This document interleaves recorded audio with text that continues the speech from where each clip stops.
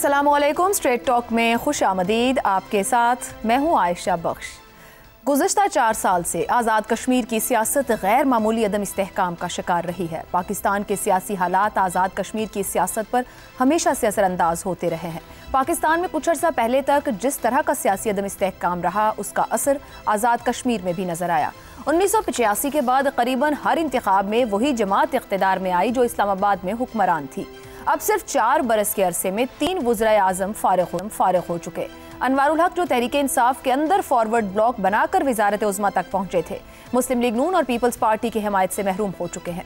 Azad Kashmir assembly जिसके कुल अरकान 54 हैं, इसमें अब पीपल्स पार्टी अक्सरियत हासिल करने में कामयाब हो चुकी है और अपनी हुकूमत के क़याम के लिए सरगर्म है। 2021 के इंतखाबात में पाकिस्तान तहरीक इंसाफ ने वाज़ेह अक्सरियत हासिल की और अब्दुल क़य्यूम नियाज़ी को वज़ीर आज़म मुंतखब किया।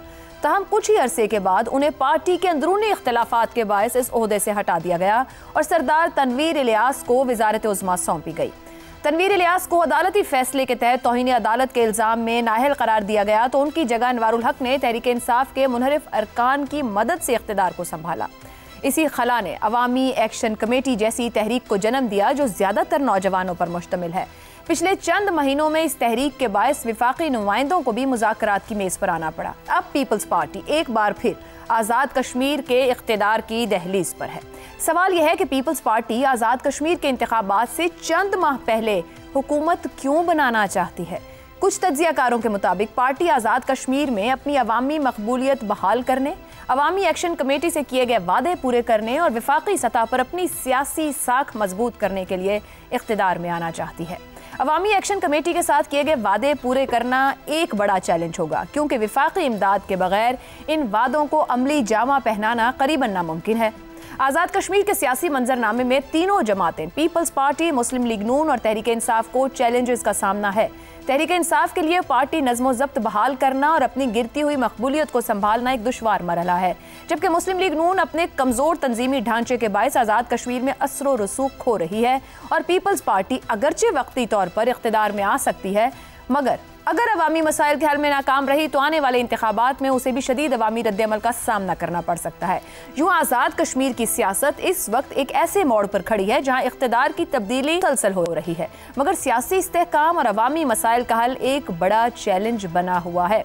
इसी मामले पर प्रोग्राम के पहले हिस्से में गुफ्तगू रहेगी। पैनल में हमारे साथ हैं हसन निसार, शहजाद चौधरी, जैगम खान और इफ्तिखार अहमद साहिब। प्रोग्राम का सवाल आप सभी के लिए। आज़ाद कश्मीर 4 साल में 4 वज़राए आज़म। पाकिस्तान पीपल्स पार्टी इंतखाबात से चंद माह पहले वजारत उज़्मा की गद्दी के लिए क्यों बेचैन है। इफ्तिखार साहब, अगर चंद ही माह का है वक्त अगला इंतखाब में, तो ताज़ा मैंडेट के बगैर हुकूमत लेना या हुकूमत बनाना कोई सियासी दानाई का फैसला होगा। पीपल्स पार्टी क्यों चाह रही है इस वक्त में हुकूमत? पीपल्स पार्टी समझती है कि जो अवामी एक जो तहरीक जन्म ली है वहाँ पे वो लीडरलेस थी और उसको एक लीडर की ज़रूरत है। इनकी जो अहम मीटिंगें आपस में होते रहीं, इसी नतीजे पे पहुँचे कि उस लीडरलेस मॉब को ये लीड करने की सलाहियत रखते हैं।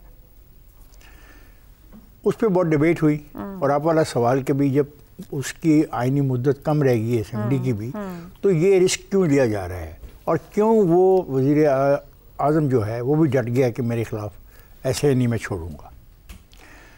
तो नज़र ऐसा आता है कि जो एक सिस्टम इवॉल्व किया गया पाकिस्तान में, उसमें ग़ालिबन ये महसूस किया गया अब कि एक और ज़िम्मेदारी या रिस्पॉन्सिबिलिटी उस पार्टी को दे दी जाए जिसकी ख्वाहिश है, क्योंकि ये जो निज़ाम हमारा है इसको चलाने के लिए गिव एंड टेक का मसला चल रहा है। तो यही एक सवाल ज़हन में आ रहा है कि नून लीग भी चाह रही है पीपल्स पार्टी को जिम्मेदारी दे दी जाए, वो पीछे हो गए इस पूरे बिल्कुल बिल्कुल, आपने बहुत अच्छा नुक्ता। एक अरेंजमेंट तय कर रही हैं दोनों जमातें आपस में। मेरा ख्याल है अरेंजमेंट तय हो गया है। अब देखना है कि how far that man resist to that arrangement, ये बात।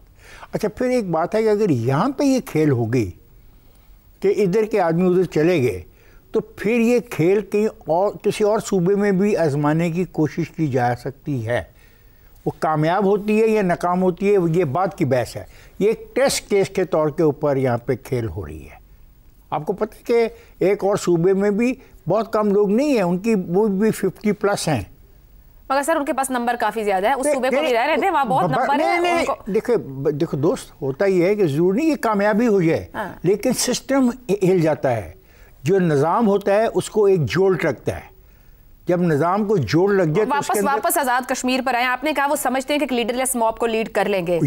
मुझे ये कहिएगा कि यहाँ पर मुस्लिम लीग नून ये कह रही है कि हम साथ चलेंगे, सिर्फ इतना ही अगर अदम एतमाद में जरूरत पड़ी, वरना हम ऑपोजिशन में बैठेंगे। पीपल्स पार्टी ना वो कर सकी जो वो डिलीवर करने जा रही है, करना चाहती है, तो क्या शहबाज की विफाकी हुकूमत सियासी कुमक देगी, साथ खड़ी होगी पीछे, या बस उतार के फिर रिंग से बाहर होगी? ये $1 मिलियन क्वेश्चन है ये जो आप कर रहे हो। मतलब मुझे तो प्राइम मिनिस्टर पाकिस्तान में नज़र ही नहीं आ रहे, किधर फिर रहे हैं, क्या कर रहे हैं, क्या मसला है, क्या इश्यूज हैं जिनके लिए इतनी भागदौड़ हो रही है। ये भी तो, इसको भी तो गौर करें ना आप। सर काम तो मुल्क के लिए ही कर रहे हैं, मुल्क के लिए मुआहदे हो रहे हैं, अभी इस वक्त भी बाहर मौजूद है, मुआहदे तो हो रहे हैं, लेकिन उसका कोई एंड रिजल्ट भी तो आना चाहिए ना। देखो मुआहदे करना कोई बुरी बात नहीं, आप मेरे से मीटिंग करते रहे, खाने पे मुझे बुलाते रहे, खाना खाते, जब मैं आपसे कुछ 4 पैसे मांगूं आप कहेंगे इफ्तार कल आना, मैं जरा अपने इफ्तार साहब अभी जितने को मसाइल हैं उनको सही होने में भी जो हमारी माशी हालात हैं, तो ये जो खौफनाक मसला पैदा कर लिया बॉर्डर के ऊपर, ये कुछ छोटा मसला है आपके नज़दीक? आज़ाद कश्मीर के अंदर गैर यकीनी सूरत हाल पैदा होना कोई छोटा मामला है? जिसका कि हिंदुस्तान हमें थ्रेट कर रहा है कि वो इसी बॉर्डर से हमें वो तंग करने की ख्वाहिश रखता है, तो आपके नज़दीक ये छोटा मामला है, मेरे नज़दीक ये छोटा मामला है, मेरे नज़दीक ये छोटा मामला नहीं है। It's a very very sensitive area, जहाँ पे इलेक्शन भी कितना दूर था, ज़्यादा दूर तो नहीं था, बिल्कुल नहीं, चंद महीने थे। तो चंद महीने नहीं बर्दाश्त हो सकता। तो सवाल है कि क्यों नहीं या अभी आप इंतखाबात का ऐलान कर देते, 2 महीने के वक्फे से इंतखाबात रख लिए जाते। खुद वो कर देता वज़ीर आज़म, जो कहता है कि मैं वोट ऑफ नो कॉन्फ्रेंस को फेस करने को तैयार हूँ। There is something fishy, there is something big जो हम इस वक्त नहीं समझ पाए। फिलहाल तो Peoples Party calling the shots कर रही है, वहां पर देखते हैं जिसको आप बिग और फिशी कह रहे हैं क्या है। शहजाद साहब, पीपल्स पार्टी आज़ाद कश्मीर हुकूमत में को हासिल करना चाह रही है, अपना वजीर आजम चाह रही है, बकौल इफ्तिखार साहब के वो समझते हैं कि जो इस वक्त वहां पर सूरत हाल है वो उसको बेहतर लीड कर सकते हैं। सियासी चाल है कोई, या विफाक में अपनी पोजीशन मुस्तहकम करने का मंसूबा है कि रास्ता निकले और फिर बात कहीं और तक जा पहुंचे? चॉइस के हिसाब से तो मेरा ख्याल है आजकल ऑप्शंस बहुत कम है हमारी सियासत के अंदर, बहुत सारी मजबूरियां हैं जिनको निभाना पड़ता है। तो मेरे हिसाब से तो पाकिस्तान पीपल्स पार्टी बेशक एक लार्जेस्ट पार्टी है इस वक्त जो आज़ाद जम्मू कश्मीर की असेंबली के अंदर, और उसका एक जमहूरी तौर पर एक हक भी बनता है कि वो अगर वो अपने नंबर्स पूरे कर सकती है, कर लेती है, तो आगे जा सकती है। तो एक तो ये बात है, तो लार्जेस्ट पार्टी के तौर पे उसका एक राइट भी है, राइट टू रिफ्यूज डेफिनेटली है। अच्छा, हमारे पास ऑल्टरनेट क्या है? ऑल्टरनेट है वो जोड़ तोड़ का निज़ाम जो मौजूद था, वो जोड़ तोड़ का निज़ाम जोड़ तोड़ से जो बनाया जाता है उसी तरीके से ढल जाता है, ख़त्म हो जाता है, जिस तरह हमारे सामने ये भी है। हाँ, पीडीएम का एक ऐसा था जो कि 1.5-2 साल चला, लेकिन उसके बावजूद इलेक्शन नए कराने पड़ गए, वो हमेशा के लिए कोई चीज़ चल नहीं सकती। दूसरी बात आ जाती है जो इफ्तिखार साहब ने बात की कि एक ऐसा मॉब जो कि हमें या हमारी पार्टीज को, सियासत को लीडरलेस लगा, ये बड़ा इंटरेस्टिंग पॉइंट है कि ये एक और कई हुकूमतें और सियासतें ये करती हैं, जो ऑर्गेनाइज पोलिटिकल पार्टीज हैं वो आगे बढ़ के वो इसकी लीडरशिप ले लेती हैं। लेकिन एक चीज़ है कि वो जो मांग रहे थे या वो जो मांग रहे हैं वहाँ के अवामी एक्शन कमेटी वाले, क्या वो old wine in old bottle है या new wine in old bottle है? तो अगर न्यू वाइन न्यू बॉटल चाहिए उनको, तो फिर डेफिनेटली पाकिस्तान पीपल्स पार्टी के लिए बहुत मुश्किल हो जाएगा। तीसरी बात, मुझे ये अभी कवानीन का खास तौर पे वहाँ का पता नहीं है कि क्या जो इलेक्शंस होते हैं वो जो सिटिंग प्राइम मिनिस्टर होता है वो एक अबूरी हुकूमत को देता है या अपने तौर पे खुद ही बैठा वो मैनेज करता है इलेक्शंस, यानी कराता तो इलेक्शन कमीशन है लेकिन वो प्राइम मिनिस्टर अपनी पोजीशन को होल्ड करता है। ये एक बहुत बड़ा एडवांटेज है अगर ऐसी बात है तो मेरा ख्याल है कि पाकिस्तान पीपल्स पार्टी मुस्तकबिल को भी देख रही है। अब वो जितने माह बाद होते हैं, 4 माह बाद होते हैं या 2 बाद होते हैं, बहरहाल चौथी बात यह है कि आज़ाद जम्मू कश्मीर की सेंसिटिविटी इस किस्म की है और जो ज़रूरियात है वहाँ पे और जिस किस्म की अवामी एक्शन कमेटी के वहाँ पे जो मुतालबात थे उसके अंदर काफ़ी सारा पैसा खर्च होना है और जल्दी खर्च होना है। तो ऐसी सूरत के अंदर जाहिर है कि एक ऐसी जिम्मेदारी को ले लेना जिसके अंदर के फेडरल गवर्नमेंट भी मजबूर है कि उसकी फंडिंग की जाए, मेरा ख्याल है एक अपॉर्चुनिटी देता है कि अगर आप अच्छा परफॉर्म कर सकते हैं तो आप अपनी वहाँ पे जगह भी बना सकते हैं और अगले इलेक्शन में आपको फायदा भी पहुँच सकता है। इससे आगे मेरे ख्याल में शायद मुझे कहना मुनासिब भी नहीं है, क्योंकि वो तो फिर स्पेकुलेशन में बात चली जाती है। बहरहाल एक चीज़ और याद रखने वाली है, जो जोड़ तोड़ की हुकूमतें होती हैं इनकी ओनरशिप कोई नहीं होती। ये जो मामलात बड़े हैं वहां पे, वो किस लिए थे?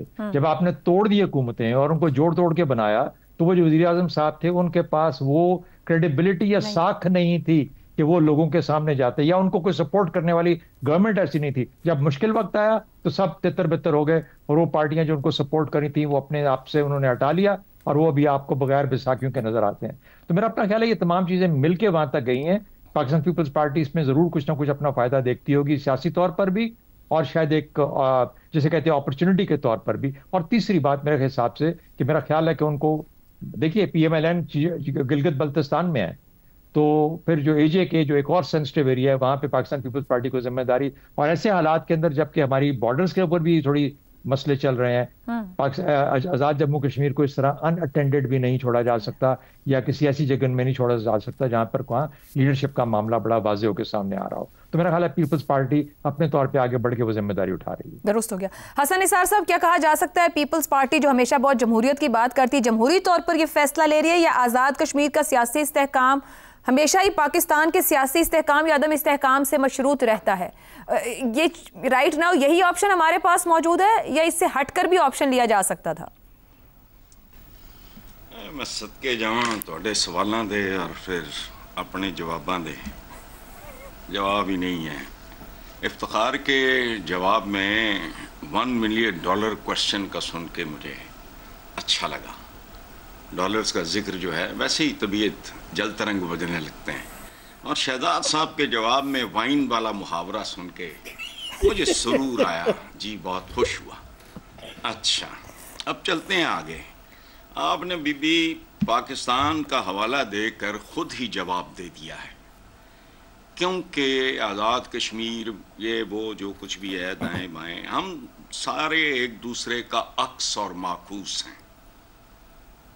बड़ी ढंग की बात की, पाकिस्तान से जिक्र शुरू करना चाहिए था। ये है मोहतरमा बहुत पुरानी कहानी, मिसरा है इकबाल का, खास है तरकीब में कौम रसूल हाशमी। हमारी एक अपनी तारीख है, और याद करो नेहरू का वो तारीखी जुमला जो आज भी ना थप्पड़ की तरह महसूस होता है कि मैं तो दिन में इतनी धोतियां नहीं बदलता जितने पाकिस्तान में हुक्मरान तब्दील होते हैं। ये आपकी औकात है, इनको संजीदगी से ना लिया करो। हमारी जमहूरियत का इस नाम निहाद जमहूरियत, मुझे अपने दानिश्वरों का भी है हैरत होती है, जमहूरियत का सबसे बड़ा नाम, सबसे मोतबर हवाला है जुल्फ़िकार अली भुट्टो, तख्ताएदार तक जो पहुंचा। लेकिन हकीकत क्या है? पाकिस्तान में जो वोट्स और सीटों के हवाले से वो आदमी पासंग भी नहीं था शेख मुजीबुर रहमान का। किधर जाते हो, कैसे कैसे सवाल करते हो, कल की बात है। लेकिन फिर जो हुआ, हसन साहब, तारीख अपनी जगह, लेकिन तारीख से तो हाल और मुस्तकबिल इवॉल्व होता है ना। क्यों ना बेहतरी की बात की जाए? वजीर आजम जैसा भी निकले, जमहूर की तौहीन तो नहीं होनी चाहिए।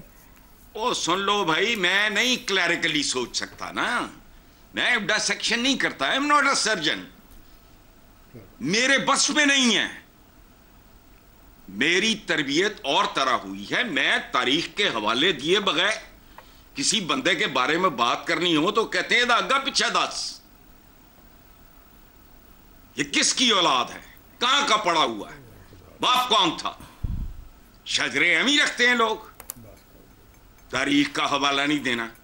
ये नहीं कहा नहीं दे, मगर तारीख से इंसान सीख के बदलता है ना, तारीख पर तो नहीं हमेशा वो नहीं बदले ना। आप 78 साल में क्या बदला? या तो 3 चीजें गिनवा दें, एक गिनवाओ चलो।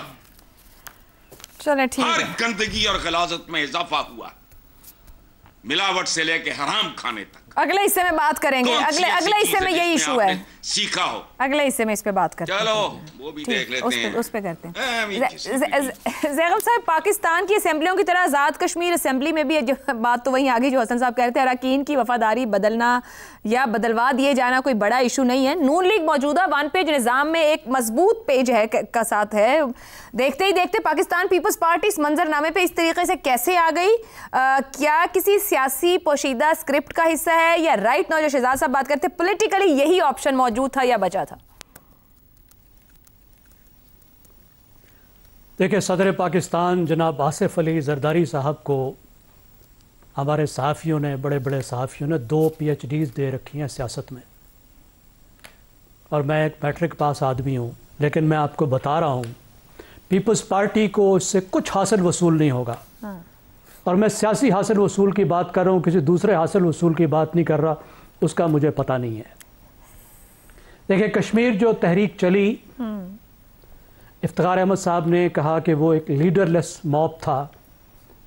मैं एहतराम के साथ जिसारत करता हूँ इख्तलाफ की कि ना वो मॉब था ना वो लीडरलेस था। वो एक बाकायदा तहरीक थी और है, जिसके पीछे एक ऑर्गेनाइजेशन भी है जो हर ज़िले, हर तहसील में मौजूद है कश्मीर के, और उसके पास एक लीडरशिप भी है जो हर लेवल पर मौजूद है। और उन्होंने जिस तरीके से मुजाहरे किए हैं, रेजिस्ट किया है, हुकूमत के नाकों चने चबवाए हैं, उसकी एक बहुत बड़ी वजह उसके पीछे उस ऑर्गेनाइजेशन का होना था जिसने उस सारी एनर्जी को डायरेक्ट किया। और जिस तरीके से उन्होंने मुज़ाकरात किए, उससे भी उसकी लीडरशिप और उसकी ऑर्गेनाइजेशन जाहिर होती है। इस वक्त हुआ क्या है? हुआ ये है कि इन बड़े सियानों की वजह से, इन एमफिल्स और PhDs की वजह से कश्मीर की सियासत सियासी जमातों के हाथ से निकल चुकी है। ये पाकिस्तान की तारीख का एक यूनिक वाकया है। शायद इसकी मिसाल नहीं मिलेगी आपको कि हमारे एक फेडरेटिंग यूनिट में एक अहम जगह पे सियासत में कोई अमल दखल नहीं बचा किसी सियासी पार्टी का, और सिविल सोसाइटी ने, अवाम ने अपने आप को ऑर्गेनाइज करके सियासत अपने हाथ में ले ली है। ये सियासत नहीं तो और क्या है जो वहाँ कर रहे हैं? अवाम के एस्पिरेशंस, अवाम की ग्रीवेंस, उसको लेकर आए हैं, सड़कों पे लेकर आए हैं, मुज़ाकरात करते हैं, माहदे करते हैं अवाम के बिहाफ पे। पार्टी नहीं है ना, पूरी ऑर्गेनाइजेशन है। और किधर है ये सियासी जमातें? भागी फिर रही थी। ये जो झंडे हैं, पता नहीं 35 है, 36 है, 50 हैं, मुजफ्फराबाद में कोई वजीर झंडा नहीं लगाता अपनी गाड़ी पे। ये हालत हो गई है इनकी मकबूलियत की। तो पीपल्स पार्टी इसी गैप को कैश करना चाह रही है? जी बिल्कुल, ना करना चाहती है ना कर सकती है। करना जरूर चाहती होगी, कर नहीं सकती है, क्योंकि उन्हीं का तो किया धरा है। देखिए, जो इस वक्त का हुकूमती बंदोबस्त है, ये किसने बनाया है? मुस्लिम लीग और पीपल्स पार्टी ने मिलकर बनाया ना। बिल्कुल ऐसा। क्या जरूरत थी उस तब्दीली की? मुझे बताइए, सरदार तनवीर अलियास को निकालने की उस वक्त क्या जरूरत थी? कौन सा ऐसा खतरा था? कौन सा वो भारत के साथ मिला हुआ था? कौन सा ऐसा मसला था कि उसको हटा के इस तरीके से वो लेकर आए कि अपोजिशन को खत्म कर दिया? अब समझदारी अंदाजा लगाएं PhDs की कि जहां पे अपोजिशन नहीं होगी तो वहां अवाम को कौन रिप्रेजेंट करेगा?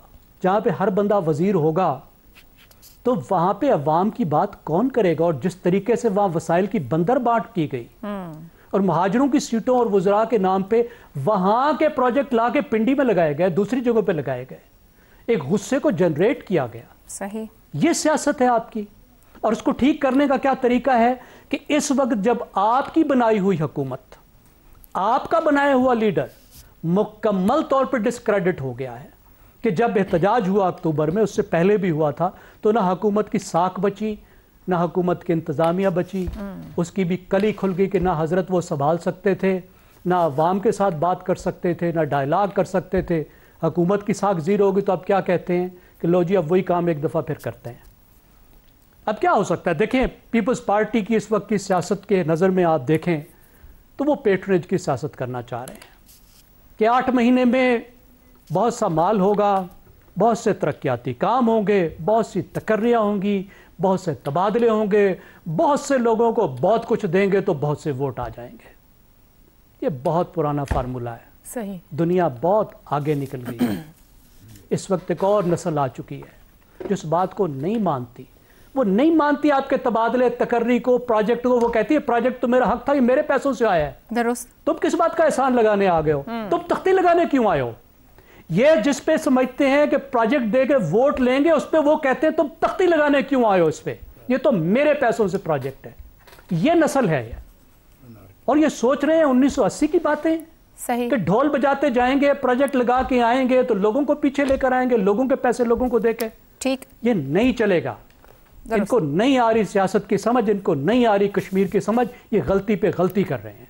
इनको इलेक्शन कॉल कर लेना चाहिए। उम्मीद ही करते हैं, ये आपने दुरुस्त बात कही कि इलेक्शन कॉल कर लेना आए और आके संभालें। हाँ, इलेक्शन कॉल कर लिए जाने मामले पे अभी भी सीख लिया जाए तो बेहतर है। एक ब्रेक लेते हैं, ब्रेक से वापस आएंगे तो बात करेंगे NCCIA, करीबन 1.5 साल पहले बनने वाला इदारा, जिस जिम्मेदारी के लिए ये इदारा बनाया गया उसी जिम्मेदारी पर डाके डालने लगा है। एक ब्रेक के बाद प्रोग्राम में एक बार फिर खुशामदीद। मई 2024 में FIA साइबर क्राइम विंग खत्म करके national cyber crime investigation agency यानी NCCIA का क़याम अमल में लाया गया। इस एजेंसी को बनाने के मकासद ये थे कि साइबर क्राइम विंग के पास इख्तियारात, टेक्नोलॉजी और वसाइल महदूद हैं, लिहाजा आवाम को ऑनलाइन तहफ़्फ़ुज़ फराहम करने, डिजिटल जराइम से निमटने और लोगों को जदीद तकाज़ों से हम आहंग करने के लिए एक नए, जदीद, स्मार्ट और मौसर इदारे को तश्कील दिया जाए। मगर जल्द ही वही आसार जो अवामी तहफ़्फ़ुज़ के लिए वो इदारा जो बनाया गया था, उसके अफसरान ने खुद करप्शन, इख्तियारात के नाजायज़ इस्तेमाल और बदउनवानी के संगीन इल्ज़ामात की जद में दिखाई दिए। मारूफ यूट्यूबर की अहलिया की जानिब से दर्ज करवाई गई FIR के मुताबिक NCCIA के मुतअद्दिद अफसरान ने यूट्यूबर की जमानत करवाने के एवज़ 90 लाख रुपए रिश्वत वसूल की है। मुकदमे में एडिशनल डायरेक्टर, डिप्टी डायरेक्टर्स और असिस्टेंट डायरेक्टर समेत 9 अफसरान के नाम शामिल हैं, जिनमें से 6 को गिरफ्तार कर लिया गया है। इस मुकदमे के मुताबिक मुल्जिमान नेटवर्क के तौर पर काम करते हैं, इख्तियारात का नाजायज़ इस्तेमाल करते हुए मुख्तलिफ कॉल सेंटर्स और ऑनलाइन फ्रॉड के मुकदमे में मुलव्वस अफराद से रकम वसूल करके ना सिर्फ आपस में तकसीम करते थे बल्कि अपने अफसरान को भी हिस्सा भेजते थे। ये केस महज एक रिश्वत स्कैंडल नहीं बल्कि पूरे निज़ाम पर सवालिया निशान है। एक तरफ वो इन्फ्लुएंसर्स हैं जो अपनी शोहरत को गैर कानूनी कमाई के लिए इस्तेमाल करते हुए नौजवान नस्ल को ऑनलाइन जुए और फ्रॉड की दुनिया में धकेल रहे हैं, और दूसरी तरफ वो अहलकार हैं जिन्हें ऐसे जराइम के खिलाफ कार्रवाई का इख्तियार दिया गया, मगर वही कानून के मुहाफिज अपने इख्तियारात को ज़ाती मफाद के लिए इस्तेमाल कर रहे हैं। ये वाक़या सिर्फ चंद अफराद का नहीं बल्कि उस गवर्नेंस के बहरान की निशानदही है जो पाकिस्तान के इदारा जाती ढांचे में जड़ पकड़ चुका है। मसला महज कानून या टेक्नोलॉजी का नहीं बल्कि कानून, अखलाकियात और एहतसाब के फुकदान का है। नए इदारे बनाना आसान है मगर इनमें शफाफियत, दयानत और पेशा वराना तरबियत का कल्चर पैदा किए बगैर कोई इदारा मौसर नहीं हो सकता। जब तक हुकूमती निज़ाम और अखलाकी बुनियादों पर उस्तवार नहीं होगा, हर नया इदारा पुराने मसाइल की ही नई शक्ल बनकर सामने आएगा। इसी पर गुफ्तगू रहेगी। पैनल के लिए सवाल। NCCIA 9 अफसरान पर मुकदमा, 6 गिरफ्तार, रिश्वत, इख्तियारात के नाजायज़ इस्तेमाल, बदउनवानी के इल्ज़ामात, इदारे के क़याम और वर्किंग पर कितना बड़ा सवालिया निशान है। ज़ैगम साहब, जो मैंने ऊपर कुछ गुफ्तगू की है, अभी हमने सिर्फ वही हिस्सा रखा है अपने इब्तिदाइये में जो कि इस FIR का हिस्सा है। मामला इससे कहीं ज़्यादा का है। ऑनलाइन वॉलेट से भी निकलवाए गए पैसे, फिर उनकी री इन्वेस्टमेंट की गई इन अफसरान की जानिब से। ये हम एक केस की बात कर रहे हैं और पता नहीं मामला कहां तक फैला, और बहुत कुछ रिपोर्ट हुआ है जो शायद अभी मैं यहां बयान भी नहीं कर सकती हूं। ये कैसा इदारा है जो 1.5 साल पहले बन रहा है और उस इदारे के अफसरान ही लूटमार कर रहे हैं उन लोगों के साथ जो उनके पास मदद को पहुंच रहे हों। National cyber crime investigation agency, इसके अफसरान वही काम कर रहे हैं जो बदकिस्मती से क्राइम से मुतल्लिक हमारे इदारों के बहुत से अफसरान करते हैं। मैं सारे नहीं कहूँगा, मैं अक्सर नहीं कहूँगा, शक का फ़ायदा देते हुए बहुत सारे करते हैं। लेकिन दुख की बात क्या है? जो दुख की बात है वो है नया अदारा, कि जब आप कोई नया अदारा बनाते हैं तो आपके पास एक मौका होता है कि कम से कम ये जो एक तूफ़ान है बदतमीज़ी है, इनएफिशिएंसी का, करप्शन का, इसमें को आप आइलैंड ऑफ एफिशिएंसी बना लें, आइलैंड ऑफ ट्रांसपेरेंसी बना लें। और आपने बनाए हैं। देखें, मोटरवे पुलिस बनाई, नादरा बनाई, SCCP बनाई, जो पाकिस्तान के माहौल में शानदार इदारे हैं जिनका दूसरे इदारों से कोई मवाजना नहीं। और ये इसलिए अच्छे बनाए हैं कि आपने नए सिरे से इदारे बनाए तो आपके पास एक बहुत सारा मौका था कि आप पूरा स्ट्रक्चर ही नया खड़ा करें, आप लोग ही नए लाएं। और यहाँ पे आपने एक नया अदारा बनाया। FIA के साइबर क्राइम विंग को आपने कहा ये ठीक नहीं है। ठीक कहा आपने, और फिर आपने इदारा बनाया, और इदारा वो जिस इदारे से आपने अलग किया था उससे भी ज़्यादा बुरा निकला। अब ये वो इदारा है और ये वो अफसरान हैं जिन्होंने डिजिटल सबूत जमा करने हैं, डिजिटल सबूतों का फोरेंसिक करना है, उसको अदालत में पेश करना है, लोगों को सज़ा दिलानी है, लोगों को बरी करवाना है। तो ये लोग क्या करेंगे? जो खुद ही क्राइम में मुलव्वस हैं वो क्रिमिनल्स का एहतसाब क्या करेंगे? और ये कटिंग एज क्राइम है, ये वो क्राइम है जो हमारी जान को आए हुए हैं। आपने बताया था चंद दिन पहले कि $9 बिलियन डिजिटल क्राइम में लोगों की जेब से निकल रहे हैं। गरीब आदमी, इंतहाई गरीब आदमी, मजदूर महफूज नहीं है, उस पर रोज मैसेज आता है तुम्हारा इनाम निकला है, ये कर लो, कॉल्स आती हैं। गरीब आदमी, 15-15 हज़ार कमाने वाला आदमी भी अपनी तनख्वाह गंवा बैठता है, और करोड़पति अरबपति भी जो है वो करोड़ों अरबों से भी जा रहे हैं। यानी ये नया फ्रंटियर है क्राइम का, जिस पे हमारी भी जान अटकी हुई है, आवाम का तहफ़्फ़ुज़ भी अटका हुआ है, मईशत भी जिससे जुड़ी हुई है। उसके लिए आपने इदारा बनाया और आप इदारा नहीं बना पाए, लोग भी नहीं ला पाए, प्रोसीजर भी नहीं सेट कर पाए। ये बहुत ही अफसोस की बात है, ये बहुत बड़ा सवाल है। हुकूमत को दोबारा इस इदारे को ड्राइंग बोर्ड पे लेकर जाएं, नए सिरे से इदारा बना लें, जो भी इसका तरीका निकलता है निकालें। ये बहुत ही अहम इदारा है। साहब, अगर लोग यही होंगे तो इदारे क्या कर लेंगे? शहजाद साहब, ये तो एक केस है जो सामने आया है, यानी कि जहां पे खुद जिनसे रिश्वत ली गई वो सामने आकर रिपोर्ट लिखवा रहे हैं। ऐसे बहुत से केसेस सामने नहीं आए, रिपोर्टेडली जो कुछ सामने आ रहा है, बहुत से अफसरान ऐसे जिन्होंने पैसे हथियाए या इनके डिजिटल वॉलेट से निकलवाए, फिर क्रिप्टो, बाइनेंस, बैरून मुल्क प्रॉपर्टीज भी बना रहे हैं और साथ इसको री इन्वेस्ट कर रहे हैं। ये अपने इदारे की आड़ में इतना संगीन जो जुर्म हो रहा है, इतनी खुली छूट कैसे इन अफसरान के पास, या अपने बंदे भर्ती करना, ये सबसे बड़ा अलमिया बन गया इस मुल्क में, जिस बायस ये एहतसाब की जद में भी नहीं आते। आयशा, इदारों का मसला नहीं है, इदारों का मसला नहीं है, ये लोगों का मसला है। ये जो हम जिस तरीके से, जिस किस्म के हम इंसान हैं इस मुल्क के अंदर या बन गए हैं, ये हमारा मसला है, हमारी सोच का मसला है। देखिए, जहां पर ताकत या इख्तियार, एंटाइटलमेंट बन जाता है और ये कहा जाए कि मेरे पास चूंकि ताकत आ गई, और ये चौकीदार से लेके हुकूमती वजीरों तक ये चीज़ अप्लाई होती है, मुझे कोई चीज़ रोक नहीं सकती। अभी चंद दिन पहले लड़कियों के कॉलेज के अंदर कुछ वारदातें हुई मासूम बच्चियों। सर, लेटेस्ट खबर आपसे शेयर कर दें, शायद इसी मामले पे DG NCCIA तब्दील हो गए। ये मामला इतना बढ़ चुका है इस वक्त। जी, बेशक होना चाहिए मेरे ख्याल में, लेकिन उससे भी फर्क नहीं पड़ेगा, क्योंकि जब तक हम अपने अंदर अपनी जात को तब्दील नहीं करते या सोच का अंदाज नहीं बदलते, नहीं हो सकते ना। हम वहां से एक सफर करके यहाँ तक आए हैं ना, तो एक सफर की जो सुधार है वो भी, मैंने आपसे लड़कियों के कॉलेज का जिक्र किया, चौकीदार कभी देखा जाता है, कभी वो जो उनका प्रिंसिपल है या वाइस प्रिंसिपल है वो देखा जाता है। ये क्या तमाशा है? और हकीकत, और ये लोग बच भी जाते हैं, इनको पूछता भी कोई नहीं है। FBR वालों के पास टैक्स क्यों नहीं देने जाते लोग? उनको होता है एक दफा टैक्स की लाइन में आ गए, अगले दिन हमारे घर के दरवाजे पे खड़े होंगे कि तुम लोगों ने टैक्स क्यों नहीं पे किया। तो ये मसाइल हैं इस मुल्क के, जहां पर इख्तियार उनके हाथ में आ जाता है, वो समझते हैं ताकत भी आ गई, ताकत के साथ एंटाइटलमेंट आ गई, एंटाइटलमेंट के साथ आप अगले को रगड़ना शुरू कर दो। ये बदकिस्मती है। ये जो बातें हुई आपने बताई, जिस तरीके से जगम साहब ने जिक्र किया, ये कमजोरियां जहां पे पकड़ी जाती हैं लोगों की, वो कमजोरियों को फिर एक्सप्लॉइट करते हैं। उन एक्सप्लॉइटेशन के अंदर लोग जो हैं वो घबरा के मारे जाते हैं। इस वक्त तो चंद लोग बोल पड़े, एक DG को बदलने से कुछ नहीं बढ़ेगा। ये पूरे का पूरा निजाम जब तक अपने आप को, अब वो क्या करें, हसन साहब की बातें दुरुस्त होती हैं कि तेजाब से धुलाया नहीं जाएगा, उस वक्त तक ये धुलेगा नहीं, साफ नहीं होगा। ठीक कह रहे हैं कि एक DG बदलने से रिपोर्टेडली दर्जनों अफराद का नेक्सस है जो इस इदारे के अंदर इस काम में मुलविस है। एक ब्रेक लेते हैं, ब्रेक के बाद हसन साहब और इफ्तिखार साहब की राय आपके सामने रखें। प्रोग्राम के आखिरी हिस्से में एक बार फिर खुश आमदीद। हसन निसार साहब, हम जिस इदारे की बात कर रहे हैं उसकी उम्र 1.5 साल है और कारकर्दगी मैंने सामने रख दी। ये फरमाइएगा कि नए इदारे बनाना ज़रूरी है या मौजूदा इदारों और उनके अफसरान की निगरानी, अखलाकी तरबियत और एहतसाबी मैकेनिज्म ज़्यादा अहम है? जेडे इदारे 78 साल पुराने ने वो किड़ियां तोपां चला रहे हैं, अजीबो गरीब ही बात कर रहे हो आप। अच्छा सुनो, मैं ये सोचता हूं कि सदका ही जावा, सिर्फ 9 कुर्बान जाऊं भाई आपके, सिर्फ 9 अफसरान। सर, ये वो है जिन पे FIR हुई है में, और सुन लो ना, FIR यही तो रोना है, बाकी सारे परकटे फरिश्ते हैं। एक मिनट आयशा, याद रखें जी, पाकिस्तान में वो जो आपने कहा है ना कि फहरिस्त वगैरह ये वो, पाकिस्तान में सिर्फ और सिर्फ उन अफसरान की फहरिस्त मुरतब की जा सकती है जो ना रिश्वत लेते हैं, ना हराम खाते हैं, ना बदउनवानी करते हैं, ना करबा परवरी पे यकीन रखते हैं। सिर्फ उनकी बन सकती है। तो मुल्क तो कागज मुक जाएगा।